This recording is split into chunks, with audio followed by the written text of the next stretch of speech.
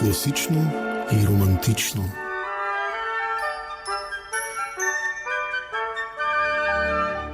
Започва Кантате юбилате, седмичното специализирано предаване за хорово изкуство.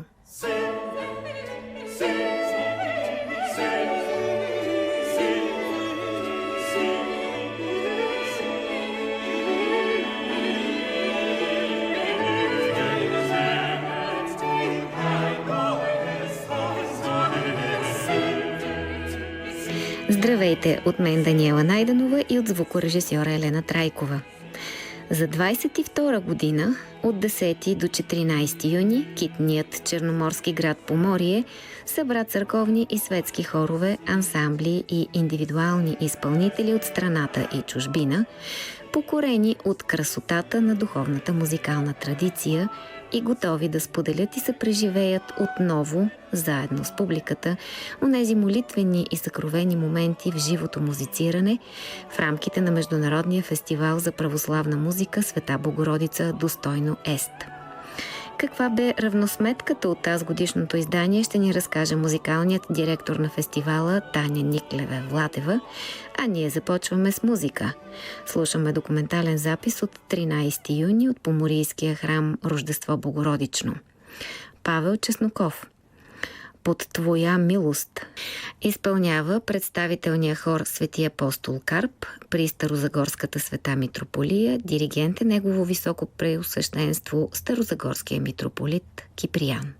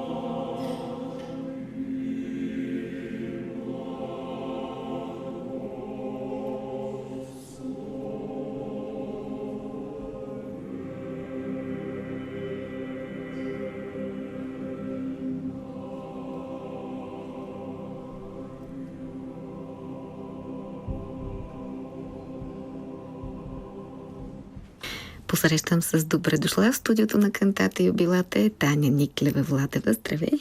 Здравей! Благодаря отново за милата покана и за вниманието изобщо. Вниманието е насочено отново към Международния фестивал за православна музика Света Богородица достойно Ест в Поморие. Като музикален директор на фестивала, какво би казала като обобщение или като ретроспекция след, може би, вече месеци повече? Да, всъщност обективно 22-то издание приключи на 15 юни, но в моето съзнание всъщност изобщо нищо не е приключило, тъй като имам още доста работа, така довършителна по него, но ще кажа след малко каква.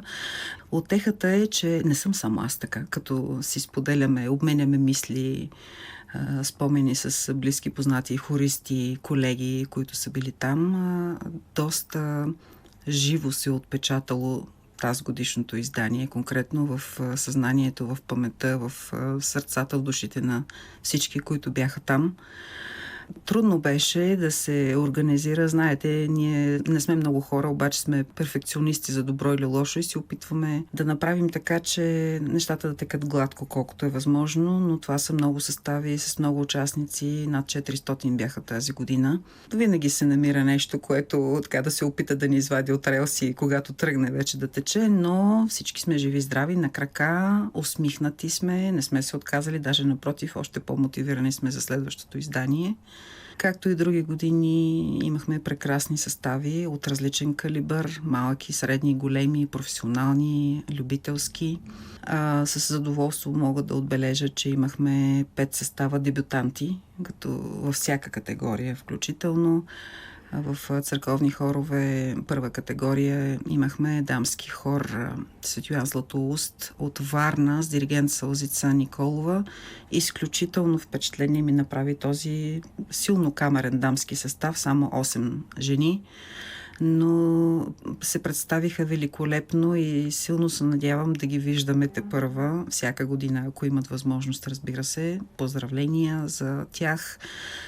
В втора категория също варненски състав се представи за първи път. Това е византийски хор Мелодесус с диригент Мартин Димитров. Много свежо и същевременно на ниво. Мисля, че достойно украсиха втората ни категория източно пейне.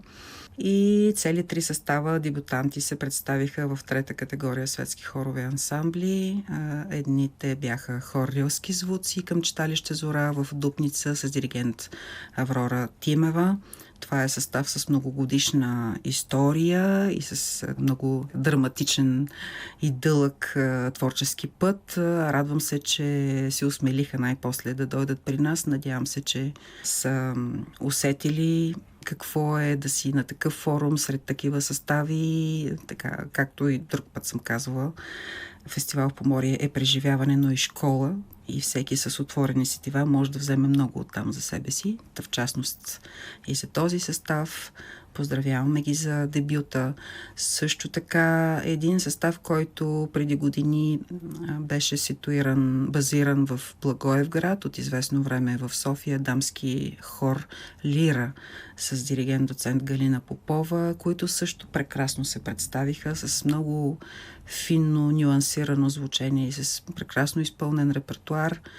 И един от чуждестранните ни хорове също беше дебютант тази година, Construction Choir колектив от Виена, Австрия, с диригент Павел Найденов и Магдалена Хубауер. Това е втория състав, който Павел води на нашия фестивал. Иначе с другия си състав New Choir идва за трети път и е достойно за уважение, голям респект тази негова сериозна дейност в международно отношение. Както може би вече знаете, той е новия директор на Дом Витгенштайн, Българския културен институт в Виена, и още с започването на тази своя нова дейност, както видяхме, веднага се включва в българо-чуждестранното културно сътрудничество. Така че имаме хорове дебютанти. Всяка година до сега сме имали и смятам, че това е добър показател за това какъв е фестивала, какво качество и преживяване предлага и интереса към нови състави, които желаят да дойдат при нас и да споделят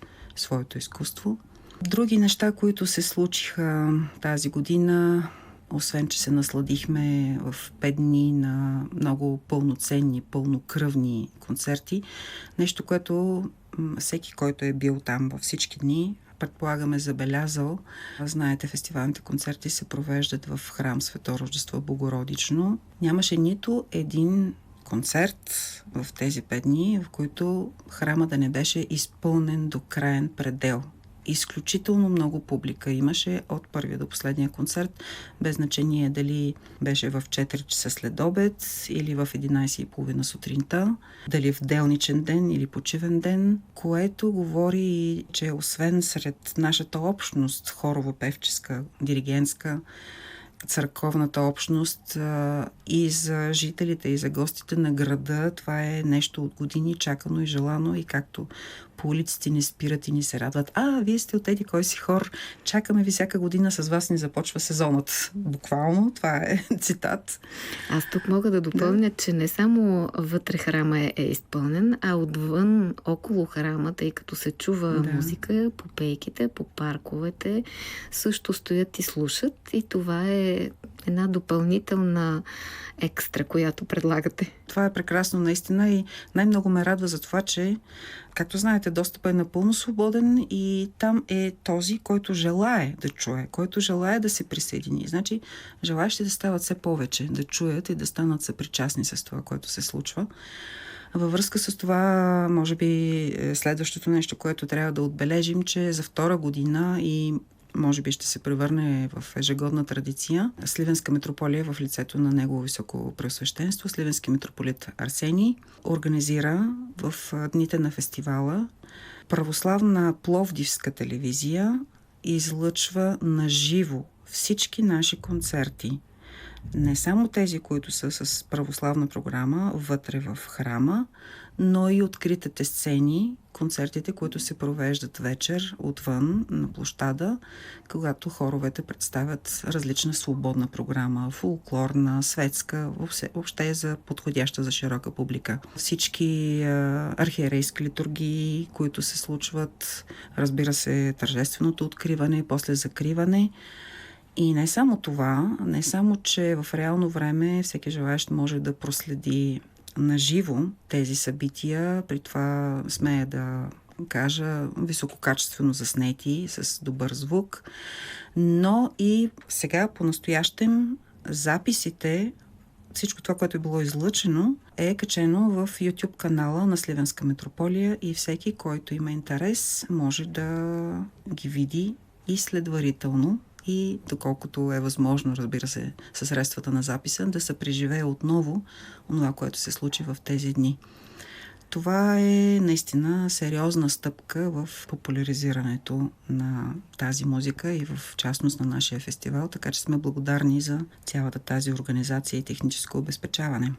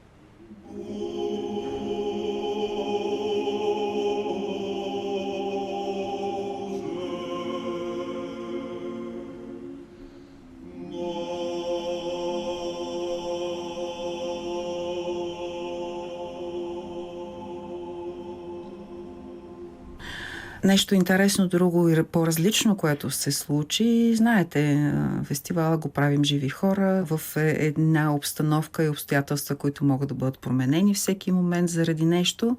Но така се случи, че тази годишната репетиция на сборния фестивален хор "Достойно Ест" се проведе не както имаме традиция в заградата на прекрасното читалище "Просвета" 1888, но така се случи, наложи се и ние проведохме в събота сутрин, 13 юни, в самия храм. Мисля, че откакто аз имам повече връзка с организацията на този фестивал, мисля, че това не се е случвало до сега, но ако всеки път казвам, че това е едно от най-изумителните неща, които се случват по време на фестивала, неизмеримо повече тази година това беше някакво невероятно преживяване и чудо неописуемо, именно поради факта, че ние сътворихме, направихме, от А, Б тръгнахме и стигнахме до цялостно изпълнение на тези 6 песнопения именно под купола на храма. Точно с тази акустика, в тази атмосфера, за където тази музика е предназначена. И беше удивително да се наблюдава как хората бяха насядали абсолютно навсякъде, къде ние бяхме организирали, получихме помощ от читалището. Всякакви възможни столове се донесоха, включително отпред бяха насядали на килима пред олтара децата от 91-а немска гимназия в София, в една, тъй както с почит и с нужното отношение, уважение към храма, изобщо към атмосферата вътре, към музиката, която ще се пее, същевременно някак много неформално, свободно и чувствайки се като семейство. Над 200 души бяха това. Този път бяха изпълнили до краен предел църквата само хористи, които дойдоха да пеем заедно. Абсолютно незабравим ще бъде този момент. Нямаме запис от телевизията, но ще си останат любителските записи и снимки, които говорят красноречиво за атмосферата. Също във връзка с сборния хор следва да кажа, че за първи път тази година той имаше опит и успешен, смея да твърдя, в изпълнение на монодийна музика, тъй като ние чествахме, отбелязвахме многовековни годишнини на свети Йоан Рилски чудотворец, на Неофит Рилски, също така на отец Кирил Попов, който също е автор на произведение в тази стилистика. Освен 4-гласна хармонична фактура, с която повечето хористи колеги са свикнали и изпълняват редовно, тази година предложихме на тяхното внимание и мисля, че добре се справиха и с изпълнението на монодийни песнопения с ИСО. И това беше, между другото, понеже имах възможност да ги наблюдавам, очевидно беше много интересно за всички тях. И се радвам, че поседнаха, защото повечето от тях с нагласата, че това е нещо изключително трудно и те не смеят да обърнат поглед на там, но мисля, че нагласата им вече ще бъде различна. И съм много благодарна, че успяхме да го направим. Аз ви пожелавам, тук прекъсвам, пожелавам ви това да стане традиция, защото храмът, когато пее, наистина внушението и преживяването е коренно различно. При нас не е толкова характерно това пеене, но в други страни е доста залегнало. И тук можем да направим една алюзия с музикалното възпитание, отношение и така нататък. Така че ето ви една посока, в която може да помислите. Благодаря. Със сигурност и това е една от темите, на които и аз лично имам още да мисля, заедно с колегите от организацията.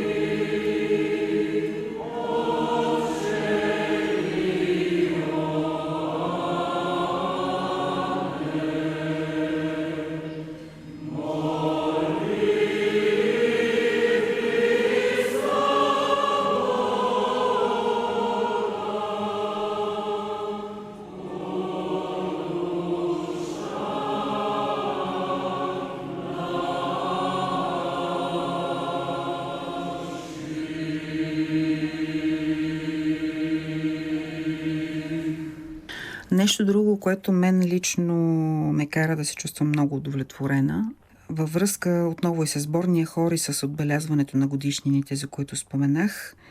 Тази година, освен тези големи многовековни годишнини, бяхме предвидели и отбелязахме няколко годишнини на хора, които, слава Богу, са живи и здрави и все още сред нас.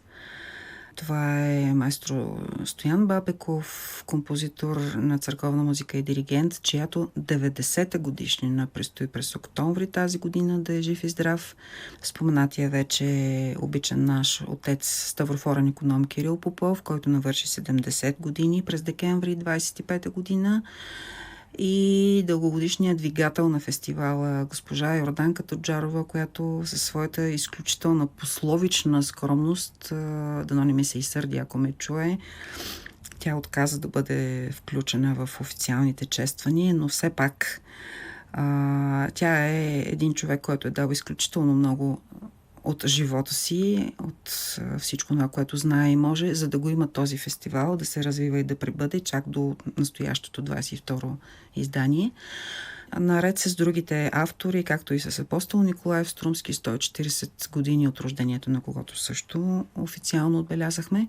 Аз мисля, че тези хора бяха наистина по достоинство почетени на много нива. Като се започне още от откриването, когато кметът на община Поморие, господин Иван Алексиев, им връчи почетни плакети, почетни знаци на община Поморие, на тримата, които споменах. След това във всеки един от дните колегите от различните състави бяха се съобразили и бяха включили в своите концертни фестивални програми песнопения от майстор Бабеков, от отец Кирил, от госпожа Тоджарова. По време на традиционната среща на диригентите имахме две чудесни, задълбочени и много интересни презентации от страна на доктор Андрей Касабов, който говори за Неофит Рилски, и доцент доктор Стефка Венкова от Института по изкуствознание, която говори за апостол Николай Струмски. След това с няколко думи разказахме, направихме презентации и за останалите трима. Сборният хор изпълни техни песнопения на последния концерт и за венец на всичкото това, на заключителния концерт, те бяха наградени от Негово високопреосвещенство Сливенски митрополит Арсений с най-високия орден на Сливенска митрополия, свети Димитър Сливенски, първа степен. Това се усети от всички, тази почит, това уважение. Това ще остане и аз съм много удовлетворена, че това се случи, защото са, за съжаление, неизмеримо повече случаите, в които почитаме някого късно. Когато той самия не може да види, да почувства отношението, почита, което му е засвидетелствано по заслуги. Така че това отчитам като един много голям плюс, радост. А това е и белег за осъзнатост, доколко ние можем да ценим хората около нас и техния принос. Надявам се да се стоплили техните души. За това постарахме се. И така, един прекрасен букет, една общност за поредна година наблюдавам. И все по-лично усещам това, може би заради хората, които не мога да позная, защото не ги виждам в хоровите им униформи или с баджове или с други отличителни белези, които ни спират по улиците и казват: госпожа Никлева, а може ли да ни кажете еди какво си? Значи вече нямат никакъв проблем да комуникират с нас, да ни търсят за съдействие по всякакви въпроси, художествени и по-технически. Отношенията, които се развиват между нас, вече съвсем различни и наистина в тези няколко дни ние сме семейство там. И онова, което ни свързва, не се изпарява с последния ден. Остава и ни топли и смятам, че до година живеем до година, за да го изпитаме отново. И съм благодарна много за това. И ако продължим темата за семейството, имаш и още едно малко семейство, Аве Музика. Как възприеха именно контакта с отец Серафим Битхариби? Това беше, не знам, мисля, че в историята на хора ще бъде запечатано с златни букви. Миналата година на 21-то издание, преди това намерих в интернет песнопение на Схирхимандрит Битхариби от Грузия. преработих едно негово произведение, на което намерих ноти за състава на Аве, защото той го е написал за един малко по-камерен състав. И ние го изпълнихме тогава по време на нашата фестивална програма и той направи много голямо впечатление на присъстващите, както и в следващата година.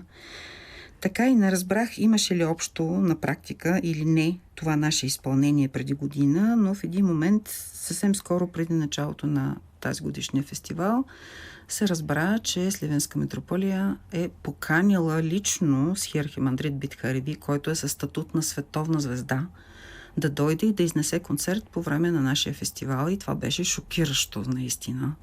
С този контекст, с тази история.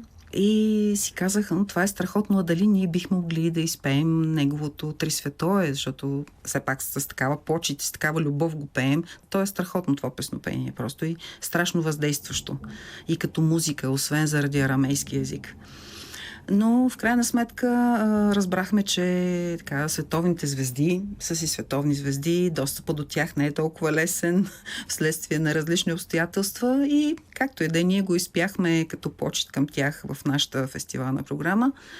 И в същия ден, в събота, когато беше нашето фестивално представяне, малко по-късно вечерта започна концерта на Серафим Бидхареби на откритата сцена на площада пред читалище Просвета.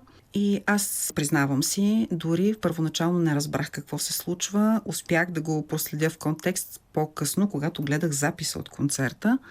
Всъщност всеки желаещ може да го види това нещо. Как след едно от песнопенията си той започва да разказва, имаше преводачка. Разказва как същия ден сутринта, като излязъл на балкона на хотела си, той чул, че от някъде се носи едно песнопение, което подозрително много прилича на негово. А всъщност ние сутринта с Ава имахме акустична репетиция в храма. Мисля, че неговия хотел е от другата страна на улицата, така че вероятно е чул нас. И казва, аз много бих се радвала, ако хората, които пяха това песнопение, са сега тук сред нас. Биха ли се качили на сцената, за да го изпълним заедно? Аз всичкото това го пропускам неизвестно защо, защото, знаете, бях ангажирана и с много други директорски, в кавички, ангажименти. И в този момент аз съм го пропуснала, но само чух как хората казаха, хайде, викат ви, качвайте се на сцената. И събраха из целия площад, къде що имаше авета, даже не беше целият състав. И нещо, което много ми се искаше от самото начало, ние да го изпълним с живия този автор и певец, този проводник на тази музика и на този език. Това някак ни се спусна свише, тази възможност, и ние наистина изпяхме заедно с Серафим Бидхареби неговото Три святое. Събрани заедно с неговия хор към манастира 13 свети асирийски отци. Сигурно тепърва ще си давам сметка, но това имаше потресаващ ефект върху хористите, защото никой от тях всъщност не вярваше до последно, че това може да се случи. Изглежда е било не по-малко важно и за самия Схиархимандрит, защото след това изпълнение той каза на всеослушание пак от сцената на концерта си, че намира за висша благодат и благословия това, че така се е случило в същия този ден, когато той изнася концерт тук в България при нас, се отдала възможност той да изпълни точно това песнопение заедно с български хор. А за Аве това ще бъде просто нещо, което ще се говори години наред. И аз се надявам, че, както той каза в кръга на шегата, че повече няма да му се налага да води цял хор от Грузия, като знае, че има такъв достатъчно квалитетен и в България. Ако дойде пак за концерт, надявам се да се спомни за нас, ще бъде великолепно преживяване отново. Само отново мога да кажа благодаря. Аз също благодаря, защото наблюдавах цялото това събитие и наистина от средата на публиката приятно изненадана се усетих и аз и всички останали. Благодаря за това и ето такива едни чудесни събития се случват, къде очаквани, къде неочаквани. Каня всички, които са отворени към такива преживявания, заповядайте следващата година отново. Ще ви посрещнем с обич и с грижа.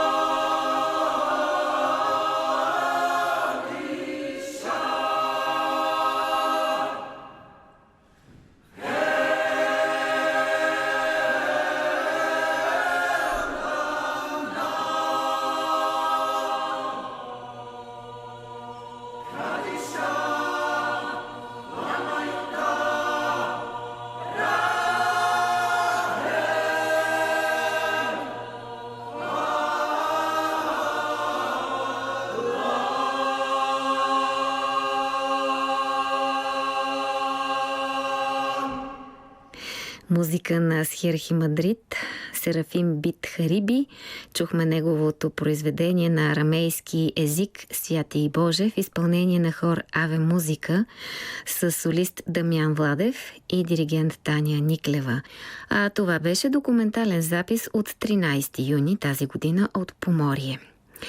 И на финала на разговора ни с Таня Никлева искрено и лично за фестивала. Лично в човешки план беше много голям урок за мен, защото, както споменах малко по-рано, ние колкото и да работим с колегите от фестивалния секретариат и най-вече с госпожа Тоджарова, ние сме двете основно, които работим по техническата, художествената, музикалната част, съставяне на програма, всички документи, които трябва да се направят, писма. Въобще това е месеци наред работа. Каквото и да сме мислили, че ние ще успеем да приготвим до последния момент, така че когато започне фестивала, всичко да тръгне гладко, без проблем, то не става така. И в течение на всеки един от тези дни, въпреки нашата подготовка, ни се така спускаше също така свише, вярвам, някакво предизвикателство, с което трябваше да се справим. Никак не лесни моменти сме имали, но това беше един вид за мен школа по оцеляване в много аспекти. Школа по това да оцениш кое е важното и приоритетното в момента. Школа по адекватни реакции. А това е много интересно, защото, как да ви кажа, това е фестивал за църковна музика. Голяма част от свързаните с него хора, разбираемо, са църковници, църковни лица или свързани с църквата хора. Аз съм съвсем едно скромно, смирено светско лице. И много е трудно понякога да се прави правилния баланс, така че всички тези хора, всички канони, всички изисквания да бъдат удовлетворени, всичко да е на ниво и да продължаваме добронамерено и в добро най-вече напред. Защото не винаги това е лесно или има предпоставки за това нещо. Така че лично за мен беше тези 5 дни ще ми държат влага доста дълго и в това отношение. Вярвам, че съм си взела и тепърва предстои да си взема правилните уроци и като човек, и като някой, който работи за една такава кауза, как нещата биха могли да стават още по-добре, в още по-добро сътрудничество и разбира се да развиват самото събитие, защото аз вярвам в него и след като сме стигнали до тук, смятам, че трябва да можем да надграждаме и да привличаме повече участници, последователни, защото струва си да бъде направено. Надявам се и аз да бъда по-добра в това, което правя, за да мога да допринеса. Пожелавам го най-искрено и благодаря за откровението. Благодаря и аз. Надявам се.